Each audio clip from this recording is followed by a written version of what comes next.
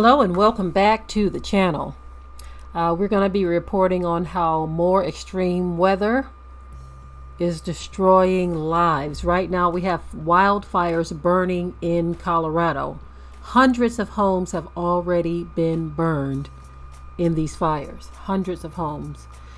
Tens of thousands of people have been evacuated and lives have been destroyed.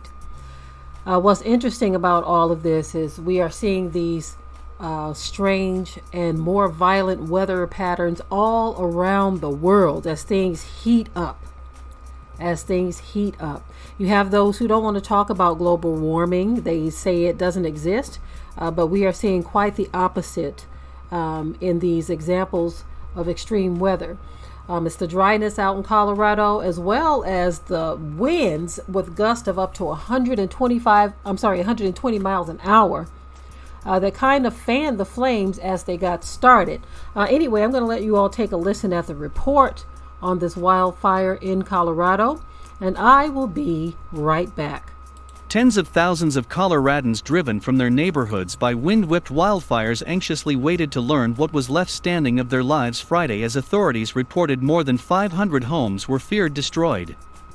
At least 7 people were injured, but there were no immediate reports of any deaths or missing people in the aftermath of the blazes that erupted outside Denver on Thursday and swept over neighborhoods with terrifying speed. The fire propelled by gusts of up to 105 miles per hour, 169 kilometers per hour. We might have our very own New Year's miracle on our hands if it holds up that there was no loss of life, government. Jared Polis said.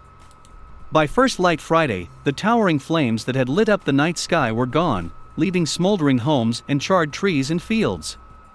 The winds had died down, and light snow soon began falling, raising hopes it could snuff out hot spots. The fire broke out unusually late in the year, following an extremely dry fall, and amid a winter nearly devoid of snow so far. Boulder County Sheriff Joe Pell said more than 500 homes were probably destroyed.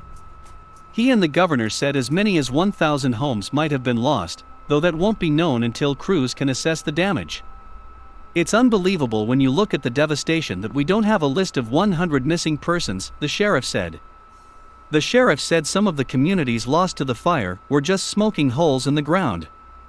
He urged residents to wait for the all-clear to go back, warning that it was still too dangerous in many neighborhoods because of fire and fallen power lines.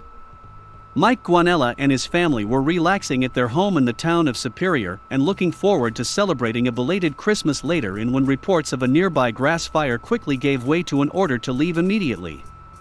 Instead of opening presents, Guanella and his wife, their 3 children and 3 dogs were staying at a friend's house in Denver, hoping their house was still standing.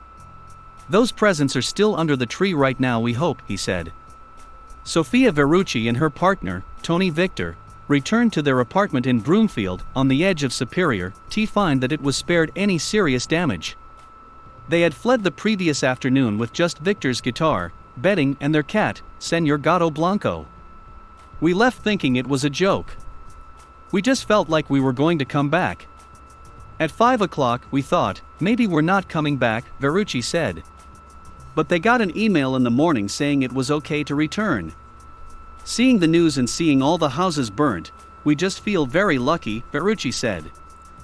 The neighboring towns of Louisville and Superior, situated about 20 miles, 32 kilometers, northwest of Denver and home to a combined 34,000 people, were ordered evacuated ahead of the fires, which cast a smoky, orange haze over the landscape. The 2 towns are filled with middle and upper middle-class subdivisions with shopping centers, parks and schools. The area is between Denver and Boulder, home to the University of Colorado. Residents evacuated fairly calmly and in orderly fashion, but the winding streets quickly became clogged.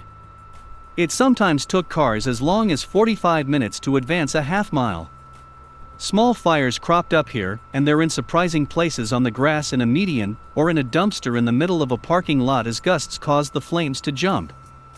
Shifting winds caused the skies to turn from clear to smoky, and then back again as sirens wailed. The first fire erupted just before 10:30 a.m.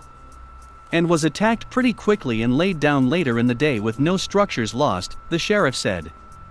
A second blaze, reported just after 11 a.m., ballooned and spread rapidly, Pell said. By late morning Friday, the blaze had burned at least 9.4 square miles, 24 square kilometers, but appeared to be contained, the sheriff said. Scientists say climate change is making weather more extreme and wildfires more frequent and destructive. Colorado's Front Range, where most of the state's population lives, had an extremely dry and mild fall, and winter has been mostly dry so far. Denver set a record for consecutive days without snow before it got a small storm on December 10th, its last snowfall before the wildfires broke out. 90% of Boulder County is in severe or extreme drought, and it hasn't seen substantial rainfall since midsummer. Guanella said he heard from a firefighter friend that his home was still standing Thursday night. But he could only wait and see.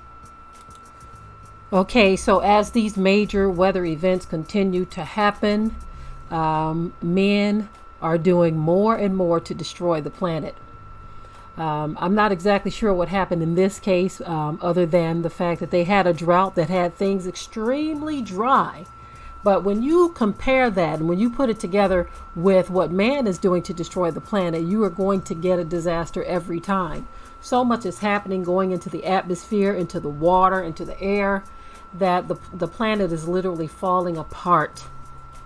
This is why I spoke about some young people in Australia the other day to our children. They are protesting. These young people, I believe, are middle school age and high school. And they formed their own protests, saying to the adults, what the heck are you doing to the planet? You all are destroying the planet and leaving the mess behind for us to clean up. This is what a large group, thousands of young people came together to protest in Australia. Unlike American children who are so caught up in celebrity garbage that they don't pay attention to these kinds of things as much, right? But these young people over in Australia, they're like, look, this place is burning down too. They're talking about how the wildfires in Australia are directly connected to global warming.